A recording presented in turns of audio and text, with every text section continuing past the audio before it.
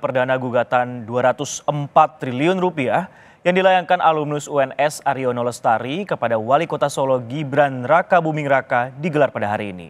Selain Gibran, gugatan itu juga ditujukan kepada Almas Sakibiru, seorang mahasiswa permohonan uji materi Undang-Undang Pemilu mengenai batas usia calon presiden dan wakil presiden.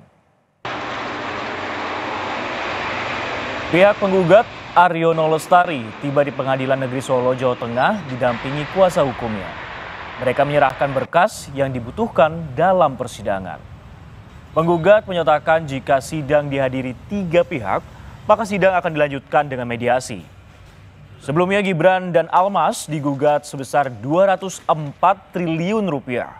Penggugat merasa hak politiknya terganggu dengan putusan Mahkamah Konstitusi yang memuluskan langkah Gibran sebagai cawapres.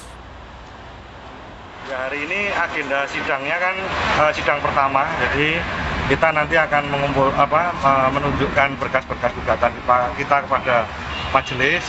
Jadi majelis akan memeriksa untuk gugatan, untuk surat kuasa, untuk dan perlengkapan lainnya. Jadi kalau memang sudah benar, sudah komplit, nanti mungkin kemungkinan akan dilanjutkan dengan mediasi.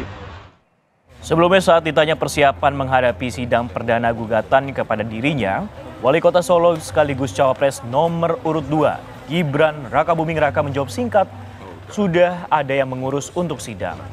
Namun ketika ditanya siapa yang mengurus sidang, Gibran enggan menjawab. Ia juga tidak mau menjawab soal kuasa hukum yang sudah disiapkan.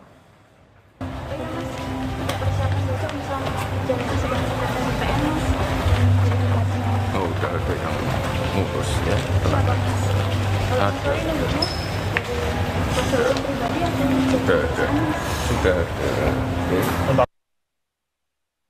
Saudara, tetaplah bersama kami karena masih ada sejumlah informasi di akhir segmen Kompas Siang.